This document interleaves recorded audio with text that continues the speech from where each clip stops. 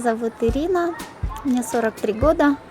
На данный момент у меня 5 детей и внук со мной один. Вообще сложности в моей жизни, можно сказать, начались после смерти мамы. А мне на тот момент было всего 22 года. Ну и после того, как мама умерла, отчим насильно выселил меня с нашей квартиры. Он взял туда жить племянницу. Потом где-то через 2-3 года, когда я уже укоренилась, я ушла, конечно, в общежитие, я не пропала с ребенком на руках, устроилась на работу хорошую. Но затем последовало то, что пока я была в Бишкеке, сама я с Джалабада, и жила там, и родилась там. И пока я была в Бишкеке на повышении квалификации, отчим тайно продал эту квартиру. В общем, я осталась вообще без ничего. Затем, конечно, продолжала жить, но уже было не то. Какие-то опустошения приходили в жизнь, чего-то не хватало. Конечно, тяжело было. Затем в 2010 году, когда у нас в Джалабаде происходили вот эти события, эта революция, город, конечно, сильно очень пострадал. Я потеряла документы. Мы на тот момент жили на квартире. Хозяева у нас были узбекской национальности. Ну, и вот дом сгорел вместе с документами. На тот момент у меня было уже 4 детей. Первого мужа у меня в России убили. А со вторым как-то не сложилась судьба, но я решила с ним расстаться. Это было тоже еще в Джалабаде. Вот. Потом мне пришлось 2 мальчиков отдать в интернат там в Джалабаде, потому что мне было очень тяжело. Я жила без мужа на квартире, 4 детей. Старшая дочка, она как-то помогала, работала, но все равно этого не хватало. Мне пришлось мальчиков отдать в интернат на время.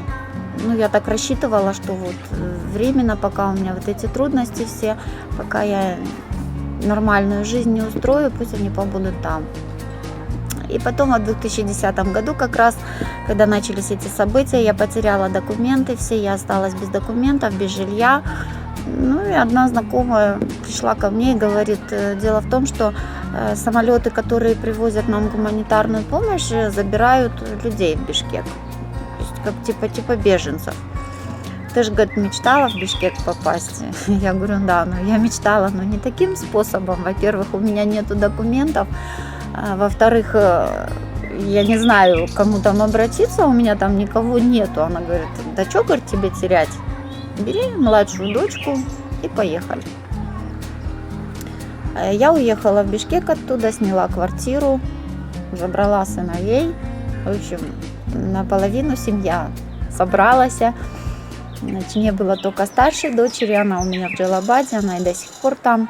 Все, вроде устроилась на работу, сняла квартиру, жила с детьми. Тут объявился второй муж, стал извиняться, просить, что вот давай опять сойдемся, все-таки ребенок у нас один общий. Я как-то подумала, думаю, с кем не бывает. Опять простила его. Вроде первое время нормально все было.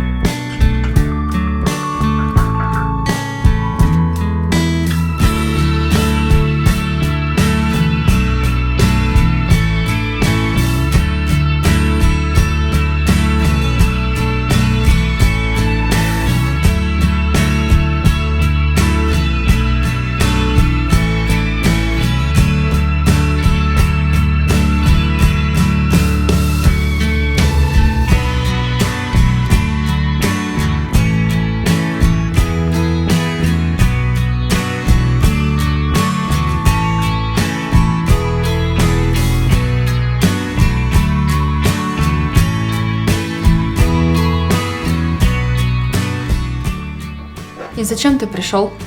Давай попробуем все сначала. И как у нас сын общий. Может быть, попытаемся.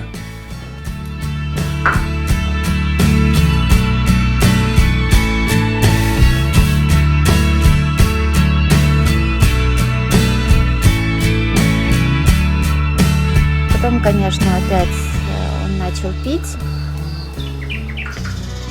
Ну и, знаете, есть такое вот... У меня, например, не знаю, может быть, многие женщины так тоже поступали, но у меня было такое вот, чтобы ему меньше досталось, а я как-то начала тоже с ним выпивать, чтобы вот он не скандалил, чтобы лишь бы меньше водки ему досталось. Я уже на все была готова. Ну, не сказать, чтобы я там совсем спилась, но это почти стало, так сказать, повседневным в моей жизни.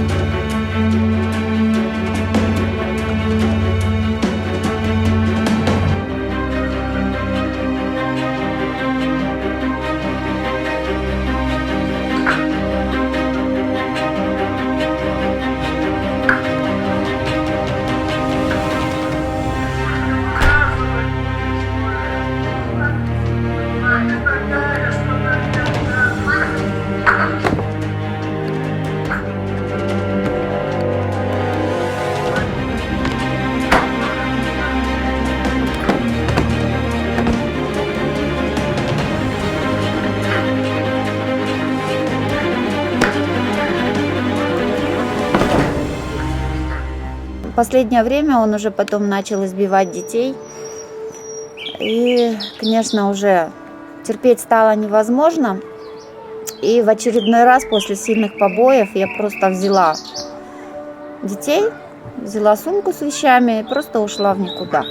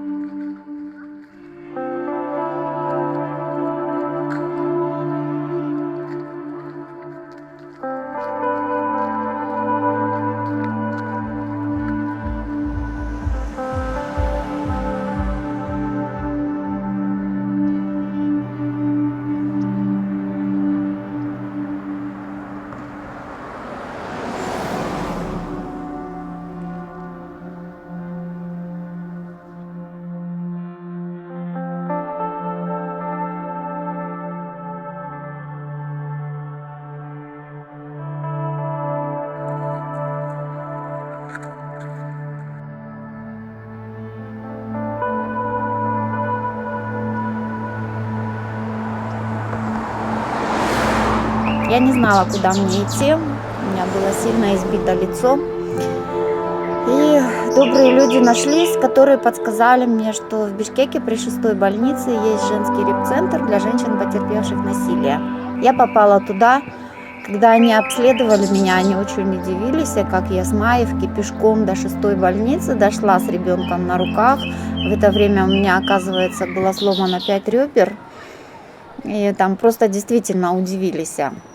Находясь в том репцентре, моему сыну некуда было деваться, так как он уже был большой.